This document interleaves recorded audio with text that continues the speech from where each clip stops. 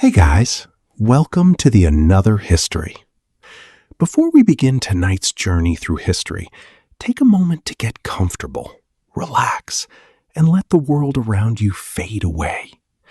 Please subscribe and write a comment below that what time it is where you are right now. We'd love to know where everyone is listening from. Now, dim the lights, get comfortable, close your eyes, and let's slowly travel back in time. Tonight's story begins, returning once more to that same soft, familiar drift. A small English village, 700 or 800 years gone, where a man named Watt, his wife Edith, and their children, Robin and Mary, have carried us now through the better part of a whole growing season, from the first cold furrow of early spring to the sweet, grassy exhaustion of a hay meadow cut and gathered in early summer. Weeks have passed again in the quiet space between one part of this history and the next, the way they always pass in a world governed by the visible turning of the land rather than any numbered page on a wall. If this is the first time you are joining us, none of that matters at all. Simply let your body grow heavy. Let your breathing slow, and let your mind settle into this same unhurried world, now arrived at its richest, fullest, most demanding season of all, the grain harvest. There is nothing left to do now but listen and drift and follow this village through its single most consequential stretch of days, the reaping, the binding, the gleaning that follows behind it, and the great, joyful, exhausted feast that marks its close, and let all of it gently, gently carry you down toward sleep. The fields turned gold. Summer has done, in the weeks since we last walked this landscape together, what summer always does, filled out slowly, steadily, almost imperceptibly, until the change, looked at all at once, seems sudden and complete. The oats Watt sowed that first cold April morning, and tended and watched and worried over across the long weeks since, now stand well over waist high, their heavy seed heads bowing gently under their own ripening weight. The winter wheat, sown the previous autumn and carried through frost and hungry gap and haymaking alike, has turned over these last warm weeks from green to a deep, rich gold, the whole great sweep of the open field rippling now like slow, heavy water whenever a breath of wind moves across it. This is the moment toward which the entire year's labor has been quietly building. Every furrow Watt plowed, every handful of seed he cast, every careful reading of soil and sky across the parts of this history we have already shared, arriving now at its single, most urgent test. A field of ripe grain is, in its own way, as vulnerable as the cut hay we watched this family gather in Part 4, perhaps more so. Too long left standing, and a summer storm can flatten it into the mud, or the grain itself can begin to shatter loose from the stalk and scatter uselessly onto the ground before a single sheaf is bound. There is no leisure in this season. No room for the more unhurried, individually paced rhythm we watched Watt keep back in Part 1. The whole village, once the grain is judged ready, will move as one single body for as many days as it takes to bring the entire harvest safely in. Reading the grain. The judgment of exactly when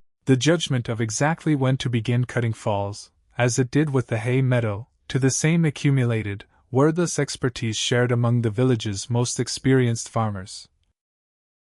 Watt and Osbert among them, walking the field's edge together on a warm morning in early August, each man reaching out to test the stalk between thumb and forefinger, feeling for the particular give and hardness that marks grain properly ripened rather than still slightly green, or, worse, gone past its peak and beginning to shatter. There is real anxiety layered into this judgment, more even than there was with the hay. Grain cut too early yields less, its kernels shrunken and underdeveloped, a genuine loss stretched across an entire year's food supply rather than simply a season's fodder for the animals. Grain left standing too long risks not only weather but the grain's own eagerness to scatter itself back to the earth the moment it is truly ripe, each lost kernel a small, real subtraction from a store that must, in the end, feed this family and see them safely through to next year's harvest. What straightens from his examination of the wheat, exchanges a long look with Osbert, and the two men arrive, as they so often do, at the same unspoken conclusion: the whole village has likely been approaching independently for days now. The wheat is ready, or very nearly so, and within a day or two, the reaping must begin. The church bell calls the harvest. Word of a harvest's beginning does not spread through any formal announcement in a village of this size, not exactly. It spreads the way most important news spreads here, through the same web of well-conversation and field-boundary chatter we have followed across every part of this history. But there is, in many villages of this kind, one formal marker layered over that informal spreading, the church bell, rung in a particular pattern reserved for this purpose, calling the whole parish to the fields on the appointed first morning, much as it called them, weeks before, to the hay meadow. This morning, that bell sounds earlier even than the moor's bell did in Part 4. Because the grain harvest, more than almost any other task in the entire agricultural year, demands every single hour of daylight the long summer days can offer. What is already awake before it rings, moving through the same fire-waking and animal-tending rituals we have watched him perform so many times now across this history, though tonight, or rather this morning, there is an unmistakable current of readiness in his movements, the particular quality of a man about to begin the most important work of his entire year. The sickle and the reap hook. Unlike the long, sweeping scythe that dominated our hay meadow in Part 4, the reaping of grain in a village of this era, at least for the wheat and much of the barley, is traditionally done with a smaller, more precise tool, the sickle, or reap hook, a short-handled implement with a curved blade, used with a very different motion than the scythe's broad, standing sweep. There is a real reason for this difference, one rooted in the same hard-won practical wisdom that shapes every other tool and technique in this world. Grain, unlike hay, is valued as much for its seed heads as for the straw beneath, and cutting it with the sickle allows the reaper far greater control, gathering a handful of standing stalks in one hand and cutting them close to the ground, or sometimes higher up depending on local custom and what use the straw itself will later serve, with a short, precise stroke of the blade in the other. It is slower work than mowing hay, and harder in its own particular way, demanding a low, bent-over posture held for hour after hour rather than the more upright, swinging rhythm of the scythe, and by mid-morning of a long reaping day, one's lower back aches with the deep, familiar strain that every villager engaged in this same work knows intimately. Some larger operations, and some regions of England in this period, had already begun to favor the scythe even for grain, fitted sometimes with a simple wooden cradle attachment that helped lay the cut stalks in a neater, more gatherable row, trading a little precision for real gains in speed. Watt's own village, following the custom passed down through his father and his father's father before him, holds largely to the older sickle-based method for its wheat, though the barley, standing in a separate field and treated with a slightly different customary approach, is more often cut with the scythe. Either way, the whole village, women and older children joining the men in this labor even more fully than they did in the hay meadow, moves into the golden field together, and the long work of reaping begins. Binding the sheaves. Behind the reapers, a second line of workers follows immediately, gathering the cut stalks into armfuls and binding them into sheaves. Bundles of grain twisted and tied, often using a simple length of twisted straw itself rather than any separate cord, then stood upright together with several other sheaves in a small, self-supporting arrangement called a stook or shock. Several sheaves lean together head to head so that air can continue to circulate through them and complete the drying process even as they stand out in the field, safe from the ground's own dampness. This binding work, like the raking and turning of hay we watched Edith undertake in Part 4, falls heavily to the village's women, and Edith moves through this particular August morning at exactly this task, her hands working with the same quick, practiced efficiency she brings to every other labor across this history, gathering the cut stalks Watt and the other reapers leave behind them, twisting a binding straw with a deft, well-practiced motion, and setting each finished sheaf upright to join its neighbors in a growing row of stooks marching back across the field behind the advancing line of reapers. Mary, at 5 years old, now grown just slightly taller and steadier than she was back in Part 1's opening morning, has been given her own small task within this larger effort, gathering loose stray stalks the binders have missed, small gleanings that will be added to the family's own sheaves rather than left to waste in the stubble. It is close, careful work, suited to small hands and patient attention, and Mary undertakes it with the same quiet seriousness we have watched her bring to every small task given to her across this history, though by mid-morning, in the growing heat, her attention drifts more than once toward the poppies scattered bright red through the margins of the field, and Edith, glancing over, allows her daughter these brief small moments of distraction without correction, because a 5-year-old's full, unbroken attention across an entire long harvest day is more than even this demanding season truly asks of her. The whole village, together. If haymaking, in Part 4, taught us something of how thoroughly communal this village's labor could become at its busiest moments, the grain harvest deepens that same lesson considerably further, because nearly every able body in the parish, from the oldest villager still capable of light work to children barely old enough to be trusted with a task at all, finds some role within this single, vast, weeks-long effort. Old Godwin, whose cough we heard mentioned back in Part 2 and whose slower pace we noted among the hay mowers of Part 4, takes up a role suited to his own diminished but still genuine strength. Raking the stubble behind the binders to gather any loose grain the sheaves themselves have shed, a task requiring less raw physical power than reaping but no less real value to a harvest where every single kernel gathered represents, quite literally, a meal that will not be missing from this family's table come the following February. Hal and Simon, the young unmarried brothers we met briefly in Part 4, work as reapers alongside Wood and Osbert, their youthful strength and stamina now fully tested against the older men's greater experience and more efficient, economical technique. A friendly, unspoken competition threading through the day's labor that Osbert, in particular, seems to take real pleasure in stoking with the occasional dry, needling comment about how much ground the younger men have actually covered compared to what they claim. Even the priest, as he did in the hay meadow, joins this labor in his own turn, a gesture of genuine solidarity with his parish that carries, in a season this consequential, particular weight. Because the harvest that fills every household's grain bin also fills the tithe that supports the church itself and the wider institution it belongs to, and a priest who labors alongside his parishioners in gathering that harvest is understood, by long custom, to be tending his own flock in the fullest possible sense of that old, familiar word. The midday meal, brought to the field.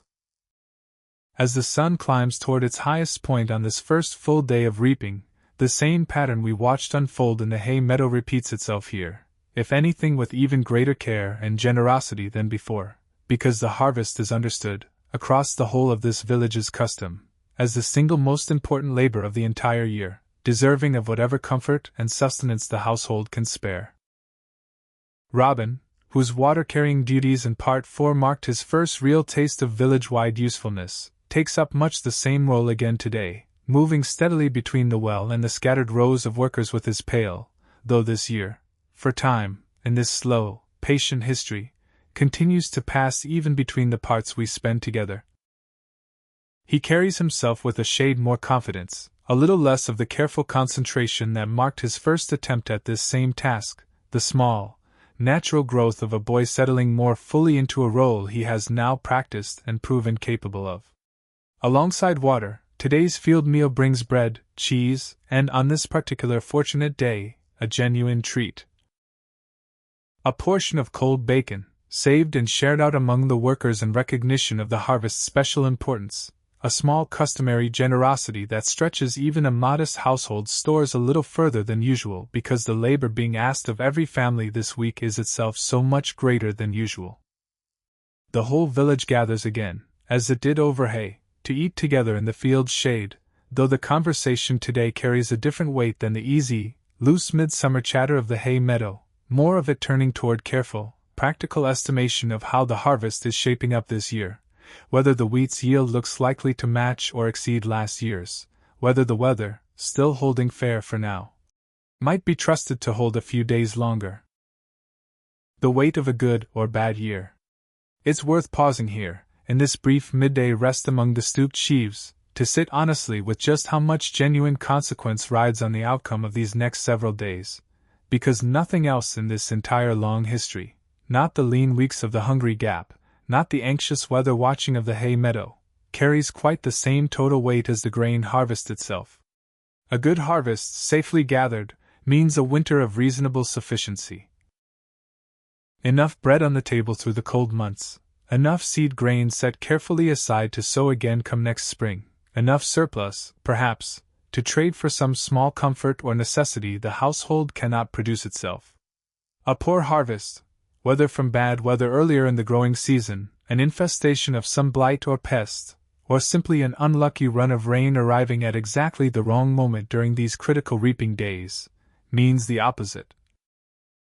A winter of real hunger, a spring in which the temptation to eat next year's seed grain rather than starve grows genuinely dangerous, and in the very worst years, across the wider medieval centuries, actual famine and death, not as some distant historical abstraction but as a real, remembered possibility every person gathering grain in this field today carries somewhere in the back of their mind, whether they speak of it aloud or not. This weight does not make the day grim, exactly. There is too much genuine, hard-won satisfaction in a harvest well underway for that, too much of the same communal warmth and shared purpose we felt so strongly in the hay meadow. But it does lend the whole week a particular seriousness, a focused, unwavering attention to the task at hand that even the youngest workers in the field seem to sense and, in their own way, honor, and it is this same seriousness, layered beneath the day's real camaraderie, that will make the harvest's eventual safe completion, when it finally comes, feel like something worth celebrating with real, unguarded joy. The afternoon's steady work. The afternoon unfolds much as the morning did, the whole line of reapers and binders advancing steadily across the great golden field, row after row of standing wheat falling before the sickles and rising again, transformed, into row after row of neat, upright stooks, until by the day's end a real, visible portion of the field stands changed. No longer a single unbroken sweep of standing grain, but a wide, orderly array of small golden huts, drying steadily in the last of the afternoon's sun, waiting for the next stage of this long, careful process. Watt's back and shoulders, by this point in the day, carry the same deep, familiar ache we watch settle into him after the hay meadow's long hours, though layered now with the particular strain of the sickle's low, bent posture rather than the scythe's broader swing. He straightens periodically, presses a hand into the small of his back, and looks out over the field's progress with the same quiet, tired satisfaction we have watched him feel after every hard day's labor across this entire history. The field not yet finished, not by any means, this single day representing only a portion of what the whole harvest will demand across the coming week or more, but a real, visible, substantial portion nonetheless. The gleaners. It is here, as the first section of the wheat field stands fully reaped and stooped, that we come to one of the most quietly significant customs of the entire medieval agricultural year, gleaning. Once the reapers and binders have finished with a particular section of field, and the standing stooks have been given time enough to dry properly before being carted away to the barn, that same ground is opened, by long and carefully guarded custom, to the poorest members of the community. Widows, the elderly without family to support them, the genuinely destitute, who are permitted, and indeed by custom actively expected, to walk the stubble and gather whatever loose grain the reaper's sickles and the binder's hands have missed. This is not charity in any grudging or begrudged sense, though it does offer real, essential sustenance to those in the village with the least secure claim on the harvest's more formal bounty. Gleaning rites are woven so deeply into the customary law of the English manor that they persist, remarkably, across many centuries of this era's history, defended in manor courts and protected by long tradition even against occasional attempts by a grasping lord or an unusually acquisitive neighbor to restrict them. A single gleaner, moving slowly and carefully through a field of stubble, bent low, gathering stray ears of grain one and two at a time into a growing bundle carried at her hip, or in a simple sack, might in a good year collect enough over the full stretch of the harvest season to genuinely matter to her own household's survival through the winter ahead. Not a full replacement for a proper harvest of her own, but a real, meaningful supplement, gathered through patient, humble, unglamorous labor that the whole community understands and respects as a legitimate claim on the field's shared bounty. Watts' own village includes among its gleaners a widow named Alice, whose husband died some years before in circumstances this history has not paused to explore, and who moves each harvest season through exactly this same quiet, patient labor, her own small strip of former family land having passed, by the manor's own custom of inheritance, to a distant relative rather than remaining hers to work directly. She gleans today behind the very section of field Watt and Edith have just finished reaping and binding, and there is no awkwardness in this arrangement, no sense of charity dispensed and received with discomfort on either side, simply the same settled, unremarkable custom that has governed this exact exchange for as long as anyone in the village can remember. One more thread in the dense web of mutual obligation and shared survival that we have traced across every part of this long history. Days of reaping. The single day we have followed so closely across this part of our history does not, of course, complete the harvest on its own.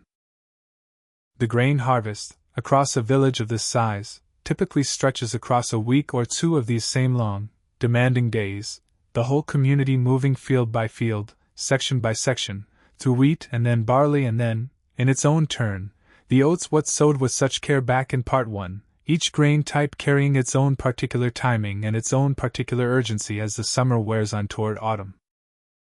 There is a rhythm to these repeated days that becomes, by the third or fourth morning, something close to its own settled routine, however demanding, the same early rising, the same walk out to whichever field stands next in the harvest's careful sequence, the same long hours of reaping and binding, the same midday meal shared together in the field's shade, the same tired, satisfied walk home as the light begins its evening softening.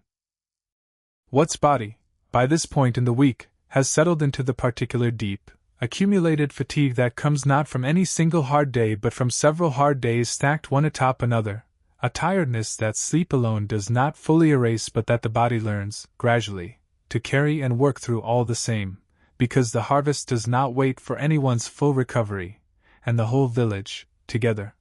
simply keeps moving forward through it, day after day, until the fields stand finally, fully, gratefully empty of standing grain. The weather holds. We would be remiss, in a history that has taken such care across its earlier parts to sit honestly with the real anxiety weather brings to nearly every stage of this agricultural year, not to acknowledge that same anxiety here too, pressing perhaps more heavily on these harvest days than on any other stretch of the entire calendar we have walked through together. This particular year, mercifully, the weather holds fair through the whole of the reaping, the same kind of good fortune that favored the hay meadow in part 4 extending now across this even more consequential stretch of days, the sky offering nothing worse than a few scattered, brief showers that pass quickly enough to do little real harm to grain already safely stooped and drying in the field. This is not always the village's fortune, and it is worth remembering, gently, that in a harder year, this same stretch of days might instead be marked by exactly the kind of anxious, weather-driven scramble we touched on in Part 4's discussion of hay caught by an untimely storm. Reapers working later into failing light, families racing to gather what grain they can before a gathering front breaks, a whole community's careful, patient labor thrown suddenly into urgent crisis by a sky that answers to no one's hopeful watching of it. But this year, at least, that particular hardship is spared this village, and as the last section of the barley field falls to the reaper's scythes on what will prove to be the harvest's final full working day, there is real, unguarded relief mixed into the ordinary tiredness of the labor itself, the sense, shared wordlessly across the whole gathered community, that the single greatest risk of the entire agricultural year has, this time, passed safely by. Carting the sheaves home. Once a section of field has stood long enough in its stooks to dry properly, a matter of some days, depending on the particular weather this stretch of the harvest has enjoyed, the sheaves must be gathered up and carted, at last, to the barns and ricks where they will be stored through the remaining months until threshing, the separation of grain from straw, can be undertaken at a more measured pace once the true urgency of the harvest itself has passed. This carting is its own considerable labor, requiring the family's cart, if they own or can borrow one, loaded high with sheaves and drawn by the same ox that pulled what's plow back in the earliest days of this history, moving in slow, careful trips between field and barn across the last days of the harvest season. Robin, old enough now by his own small but real accumulation of proven responsibility across this history, is trusted this year to lead the loaded cart along its familiar route, walking beside the ox's head with a steady hand on its halter, guiding the patient animal along the same rutted lane it has walked so many times before, while Wat and Osbert and the other men load and unload the heavy sheaves at either end of each trip. The barn itself, once the harvest carting is complete, stands fuller than it has stood at any other point across this entire history we have shared with this family. Sheaf stacked upon sheaf, filling the modest timber structure with the particular warm, dusty, faintly sweet smell of stored grain, a smell that carries within it, for every member of this household, the deep, physical reassurance of a winter's survival now genuinely, tangibly secured, however much careful rationing will still, in time, be needed to make these stores last the full distance to next year's harvest. The Lord's share. We would be leaving an important part of this picture incomplete if we did not pause here to acknowledge, once more, the same layered obligation we have traced across so much of this history, because the grain now filling Wat's own family barn represents only a portion of what this harvest has produced, and a further, considerable share belongs, by the same customary structure of manorial obligation we explored in parts 2 and 4, to the Lord. Some of this share arrives through the same boon day and week work labor obligations we discussed in part 4's account of the Lord's own hay meadow. Wat and his neighbors having spent, across this same demanding harvest fortnight, additional days working the Lord's own domain fields alongside their own, a double burden of labor that falls with particular weight during exactly this busiest stretch of the entire year, when every family's own harvest simultaneously demands every hour they can possibly spare.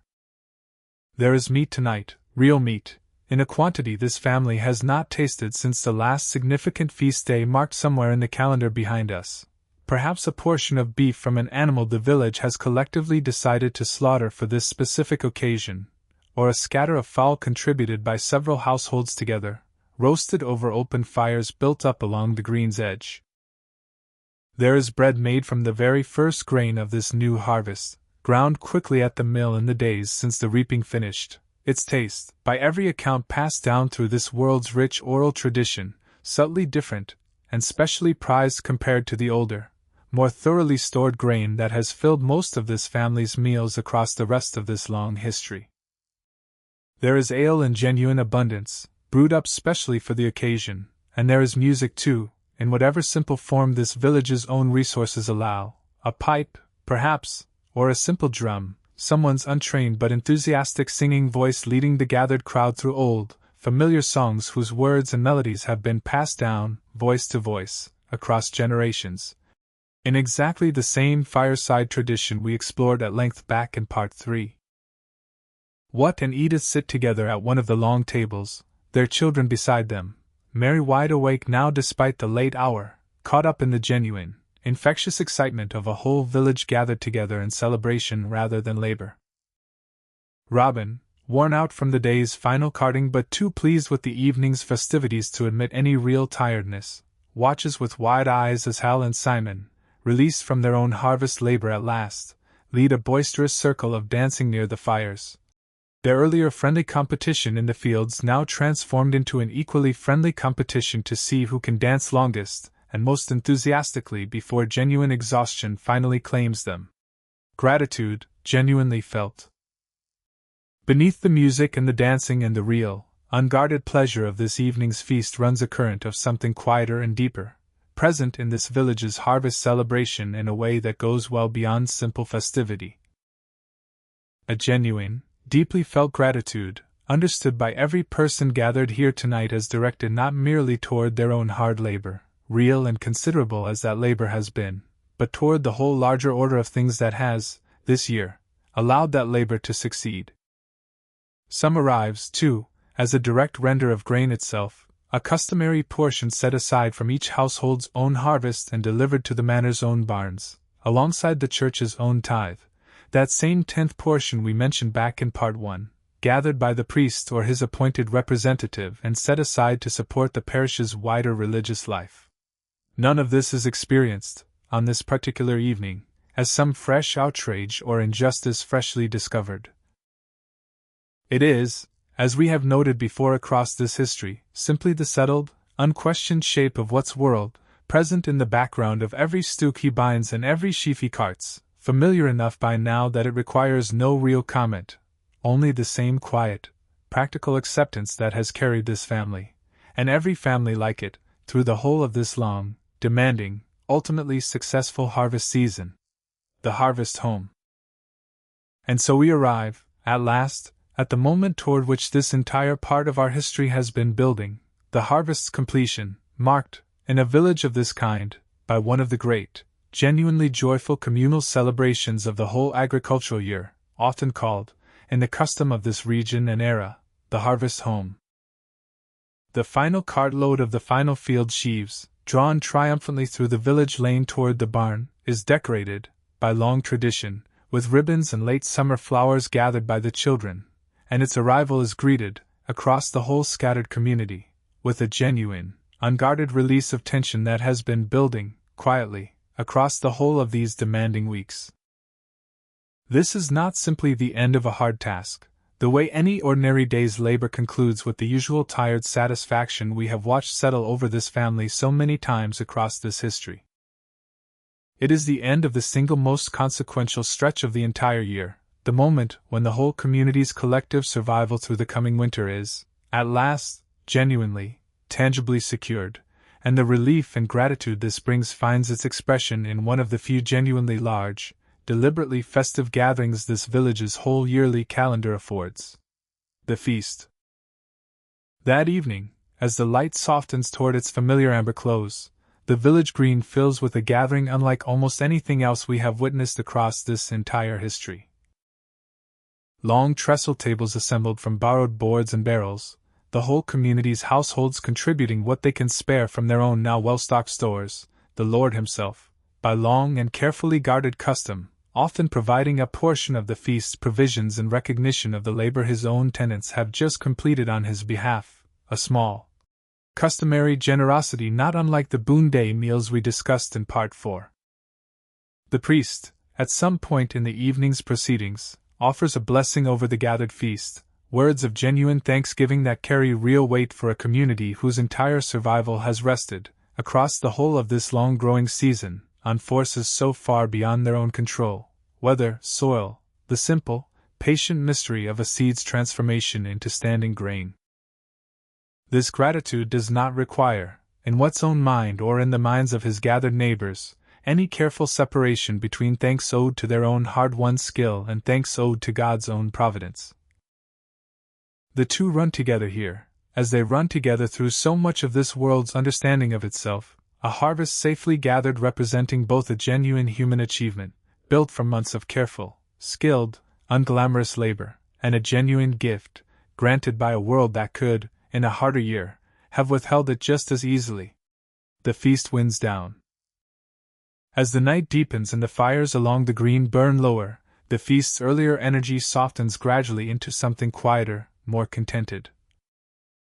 The dancing slowing, the music growing more gentle, small clusters of neighbors settling into easy, unhurried conversation much like the conversations we have overheard at wells and field boundaries across so much of this history, though tonight carrying a particular relaxed warmth that only a genuinely completed, genuinely successful harvest can bring.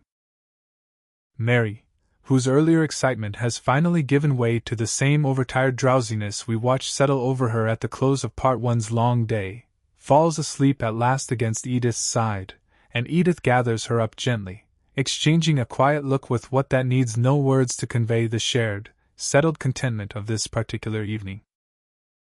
Robin, too, has finally succumbed to the accumulated exhaustion of this whole demanding week, and the family, along with the rest of the slowly dispersing village, begins its own unhurried walk back toward home, the sounds of the feast fading gradually behind them into the same deep, settled village quiet we have described at the close of so many earlier parts of this history. Tools of the harvest. Let us rest a little longer, before we follow the reapers into the fields second and third days, on the particular tools this season demands, because the harvest, more than almost any other stretch of the agricultural year, tests the full range of a peasant household's accumulated equipment, and its failure at exactly the wrong moment can cost real, meaningful hours in a season where hours themselves are the scarcest resource of all.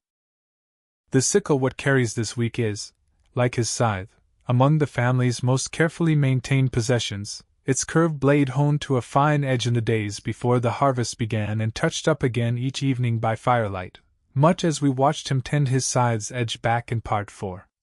A dull sickle does not merely slow a reaper's work. It tears and bruises the standing stalks rather than cutting them cleanly, damaging grain that might otherwise have kept perfectly well in storage, and so the whetstone that hangs at what's belt sees nearly as much use across this week as the blade itself. Beyond the sickle, the household's cart, and its wheels, its ropes and its binding twine, its rakes for gathering the loose stubble grain behind the binders, all come under unusually heavy demand across these harvest days, and it is not uncommon, in a village of this size, for some piece of equipment to fail at exactly the wrong moment, a cart wheel cracking under an overloaded weight of sheaves, a rope fraying through at the worst possible hour. When this happens, the same communal spirit that shaped the hay meadow and shapes this harvest alike asserts itself quickly. A neighbor's spare rope, a borrowed second cart pressed briefly into service, the blacksmith, whose own forge work we explored back in part 2, called upon for an urgent repair squeezed in between his own family's harvest obligations. No single household's equipment, in this world, is ever entirely separate from its neighbors when the whole village's shared survival depends on this one narrow, unforgiving window of days. A hard year, remembered.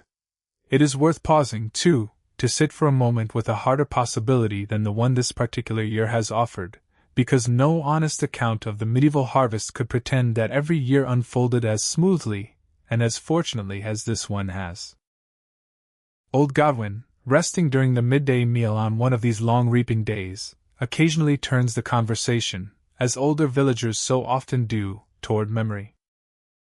A particular harvest some 15 or 20 years past, when a wet August turned the standing grain moldy in the field before half of it could be properly gathered, when the whole village faced, that following winter, exactly the kind of hunger this history has touched on more than once without yet describing in its full, harsh detail. In a year like the one Godwin remembers, the whole rhythm we have followed so warmly across this fifth part. The confident reaping, the generous midday meals, the joyful harvest home itself, would have looked very different indeed. Rations would have been calculated with far greater anxiety from the very first sheaf gathered. The gleaners, Alice among them, would have found the stubble picked bare with unusual thoroughness, every household's own need for every possible kernel outweighing any customary generosity that might, in a better year, allow a little more to be left behind for the poorest gatherers. And come the following spring, the same painful choice we mentioned earlier in this part, whether to eat the seed grain rather than starve, mortgaging an entire future harvest to survive a present crisis, would have pressed with real, immediate weight on households across the whole parish, what's own family very possibly among them. This year, mercifully, is not that year, and it is precisely this contrast, carried quietly in the memory of villagers like Godwin and shared, in the easy, unhurried way of this world's oral culture, across the resting hours of the harvest's long days, that gives tonight's harvest home feast so much of its genuine, unguarded joy. Gratitude in this world is rarely abstract, it is built, always, from the felt, remembered knowledge of how differently things might have gone. The second and third fields. As the wheat field stands finally, fully reaped, and its sheaves carted home to the barn, the whole village's attention shifts, without much pause for rest, to the fields still waiting. Barley in one direction, and beyond it, the oats that Wat himself sowed with such care back in part 1's opening morning, now standing ready for their own turn beneath the sickle and the scythe. Each grain carries its own particular character in this harvesting work. Barley, its long, delicate awns catching the light in a way distinct from wheat's more solid golden heads, is cut with slightly different care, its stalks a little more brittle and prone to shattering if handled roughly, demanding a gentler touch in the binding even as the reaping itself proceeds at much the same steady pace. The oats, when their turn finally comes some days later, bring their own particular satisfaction to what especially, who has watched this particular crop's whole progress with the closest personal attention of any grain in the parish's fields, from that first cold morning of sowing all the way through to this final, golden culmination, a kind of quiet, private pride threading through the otherwise communal, shared character of this entire harvest season. By the time the oats, too, stand reaped and stooked and finally carted home, the better part of 2 full weeks has passed since the church bell first called the village to the wheat field, 2 weeks of labor more sustained and more demanding than almost any other stretch of this family's entire year, and it is only now, with every field finally standing empty of its grain, that the true celebration of the harvest home we described earlier can properly, fully begin. Stubble and aftermath. Once the fields lie empty of their standing grain, cut close to the ground and dotted only with the pale gold stubble left behind by sickle and scythe alike, a new phase of the agricultural year opens quietly, one that receives far less attention in most accounts of medieval farming than the dramatic urgency of the reaping itself, but that matters nonetheless to this village's ongoing rhythm. The stubble fields, once the gleaners like Alice have had their careful, thorough turn at gathering what remains, are open to common grazing, much as the fallow field was open back in Part 1, allowing the village's sheep and cattle to range freely across ground that will not see the plow again until autumn's own sowing season arrives. This aftermath grazing serves the same quiet, practical purpose we traced in Part 1's discussion of the fallow field and the sheepfold alike. The animal's own grazing and manure helping to enrich ground that will, in its own turn, need to support next year's crop, while the stubble itself offers genuinely useful forage at a moment in the year when the common pasture proper has often been grazed fairly thin across the long summer months. Robin, once his cart-leading duties are finished, returns to something closer to his more familiar role from earlier parts of this history, walking the family's small flock out across this newly opened stubble ground, the whole rhythm of village life beginning, even amid the last days of harvest celebration, its own quiet return toward the more ordinary, less urgently communal pace we watched govern so much of Part 1 and Part 2. What remains of summer? There is a brief, gentle stretch of days, following the harvest home itself, when this village's pace slows to something closer to genuine rest than almost any other point across the entire agricultural year we have followed so far. The most urgent labor of the whole growing season stands, finally, complete.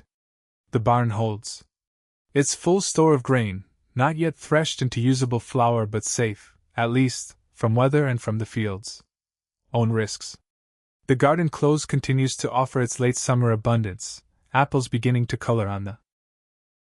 few trees the village maintains, the last of the season's beans and cabbages still filling out nicely under the cooling but still generous late August sun. Edith, in these quieter days, returns to the rhythm of spinning and household mending that occupied so much of her attention back in the earlier, less frantically busy parts of this history, her spindle turning steadily again, in whatever scattered minutes the day allows, much as it did before the hay meadow and the wheat field pulled her hands toward other, more urgent labors. What, too, finds in these days a rare stretch of genuine, if brief, ease, small repairs around the cottage long deferred through the busy summer now finally receiving attention, a fence mended, a tool properly stored, the kind of unglamorous maintenance labor that never entirely disappears from this world but that competes, across the busiest months, with far more urgent demands on a family's limited time and strength. This lull will not last long. Already, in the deep, accumulated knowledge what carries of this land's yearly rhythm, the next great task looms not so very far ahead, the plowing of the fields now standing empty of their harvest, and the sowing, once more, of winter wheat, beginning the whole long cycle again exactly as it began. Back in the cold, early pages of this history, though this time turned toward a different season, a different crop, a different year's uncertain promise. But that labor belongs to the part of this history still ahead of us. And for now, in these brief, golden, well-earned days of late summer rest, we will let this family simply enjoy the fruits, quite literally, of the long season's labor we have just walked through together. The threshing still to come. Before we leave this year's grain entirely to its rest in the barn, it is worth pausing on one more piece of unfinished business this harvest still holds, because the grain now stacked in sheaves within what's barn is not yet, in any immediately useful sense, bread. It remains bound within its straw, the kernels themselves still needing to be separated out through the considerable additional labor of threshing, a task that will not properly occupy this household until the quieter, colder months still some way ahead of us in this history.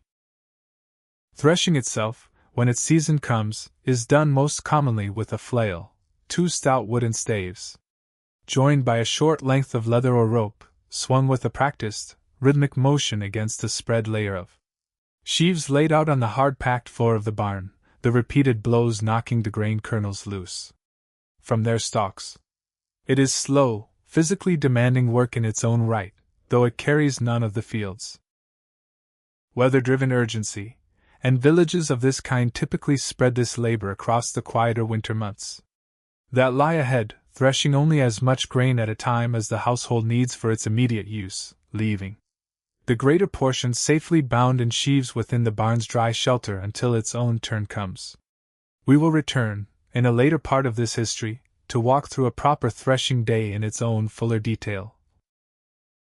when the fields themselves lie fallow and cold, and this particular labor becomes, in its turn, the season's central task. For now, it is enough simply to know that this full barn represents not a finished thing but a promise carried forward, grain that will, through the patient work of the colder months still ahead, become the bread that carries this family through to next year's own uncertain harvest, closing the great circle that began, all those months ago, with a single bag of seed cast out across a cold, dark, freshly turned field. The wheel turned once more. We have now walked, across this 5th part of our long, slow history, through the single most consequential season of this entire agricultural year, the reaping, the binding, the gleaning that follows so faithfully behind it, and the great, joyful release of the harvest home itself. It is worth resting, for a final quiet moment,